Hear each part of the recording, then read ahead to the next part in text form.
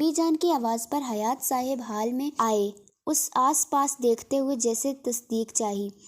ہاں بس جا رہا تھا، کچھ یادوں نے اپنی سوچوں میں لیا تھا، آپ بھی سو جائیں۔ حیات صاحب بولتے آگے بڑھ گئے۔ بی جان انہیں جاتے ہوئے دیکھتے خود بھی چلی گئی سونے۔ انل نے ہوش آتے ہی اٹھ کر آس پاس دیکھا تو سامنے ہی دریان نماز پڑھتا ہوا دکھائی دیا۔ انل نیم مسکراہٹ سے سامنے دریان کو نماز پڑھتا ہوا دیکھ رہی تھی۔ وہ سلام پھیرتا دعا مانگنے لگا۔ وہ محسوس کر سکتا تھا وہ اس کی نظروں کے حصار میں ہے۔ اٹھو کھانا کھا لو، وہ بظاہر بے رخی سے بولا تھا، لیکن اسے فکر ہو رہی تھی اس کی، وہ جتنا ظالم بننے کی کوشش کرتا پر کر نہیں پا رہا تھا۔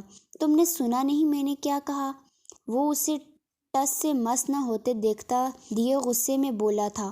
اس نے معصومیت سے نفی میں سر ہلایا۔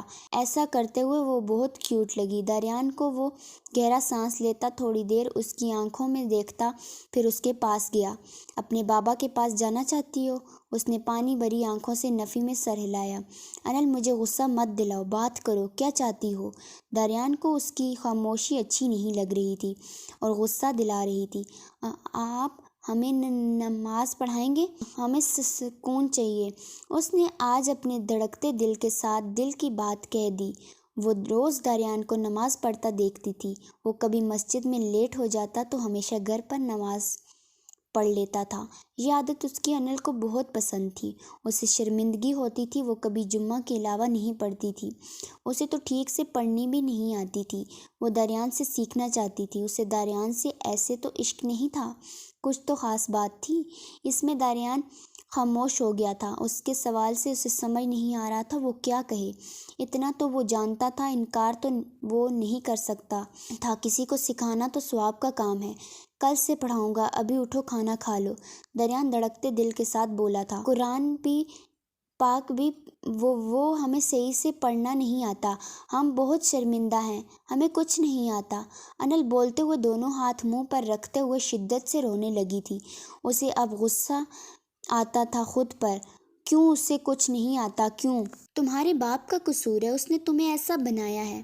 آپ خاموش ہو جاؤ۔ دریان اسے دیکھتا قریب ہوتے اسے اپنے حصار میں لیتا چپ کروانے لگا ہے۔ بے خودی میں اپنے لب اس کے بالوں پر رکھے۔ کب تک ڈیڈ، کب تک؟ وہ اسے چھوڑے گا کب؟ اس کا بدلہ پورا ہوگا؟ مجھے وہ چاہیے، مجھ سے برداشت نہیں ہوتا، میری محبت اس کے پاس ہے۔ زید غصے میں پاگل ہوتا ہوا گھررایا۔ بس کچھ وقت صبر کرو، وہ جلد ہی اپنا بدلہ پورا کر لے گا، اس کے بعد وہ اس لڑکی کو ضرور چھوڑ دے گا۔ پھر تمہیں جو کرنا ہے کرنا، میں کچھ نہیں کہوں گا، لیکن ابھی تو تم اس کے راستے میں آئے تو وہ تمہیں زندہ نہیں چھوڑے گا۔ اس کے غصے کو تم بھی اچھے سے جانتے ہو۔ جعفری صاحب اپنے بیٹے کے پاگل پن سے پریشان ہو رہے تھے۔ اب اس کا جنون اس لڑکی کے لیے اسے اور بھی غصہ دلا رہا تھا۔ انل، حیات صرف زید جعفری کی ہے، صرف میری۔ اسے کچھ بھی نہیں ہونا چاہیے، ورنہ آپ مجھے بہت اچھے سے جانتے ہیں، میں انتظار کروں گا اس کا۔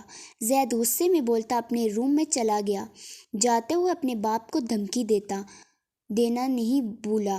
وہ جانتا تھا اس کا باپ کچھ بھی کر سکتا تھا۔ دونوں بھوکے شیروں کی طرح پڑے ہیں، اس لڑکی کے پیچھے، میں کچھ کر بھی نہیں سکتا۔ شٹ! جعفری صاحب غصے میں گلاس دیوار پر مارا۔ انل سے بات ہوئی آپ کی بیٹا؟ حیات صاحب بیراج سے پوچھا۔ فکر مندی سے کچھ دنوں سے ان کی بات نہیں ہو رہی تھی۔ انل کا فون بند جا رہا تھا۔ نہیں چاچو، میں خود چاہتا ہوں اس سے بات ہو جاتی تو اچھا تھا، ہم جا رہے ہیں اور اس سے بات ہی نہیں ہو پا رہی۔ دریان کا فون بھی آف ہے، بیراج پریشانی سے کہا تھا۔ میرا بھی بہت دل کر رہا تھا انل سے بات ہو جاتی، شاید وہ لوگ بھی بزی ہوں کہیں گھومنے نہ گئے ہوں۔ رافعہ نے اپنی سوچ ظاہر کی۔ آپ لوگ پریشان نہ ہو، سب خیر سے جاؤ، میں کچھ دن میں لندن جاؤں گا تو انل سے بات ہوگی، پھر آپ لوگوں کی کرواؤں گا۔ آپ لوگ خیر سے جائیں، بہت سی دعا کرنا ہمارے لیے، انل کے لیے۔ حیات صاحب نے مسکراتے ہوئے کہا۔ وہ انہیں پریشان نہیں بھیجنا چاہتے تھے۔ وہ سب لوگ اس وقت ایئرپورٹ پر تھے، آج بیراج والوں کی فلائٹ تھی۔ باہی صاحب، میری بچی سے بات ضرور کروائیے گا، اپنی بچی سے ملے بغیر جا رہی ہوں، اس کی بہت یاد آئے گی۔ بی جان دکھی ہو گئی تھی۔ پھر کچھ باتوں کے بعد سب کی دعاؤں سے وہ لوگ رخصت ہوئے۔ حیات صاحب یہاں سے سیدھا آفس گئے۔ وہ کچھ کام جلدی سے ختم کرتے ہوئے لندن جانا چاہتے تھے۔ انل کے پاس انہیں آج کل بہت برے خیالات آ رہے تھے۔ ہیلو، کون بات کر رہا ہے؟ حیات صاحب انجان نمبر دیکھتے ہوئے بولے تھے۔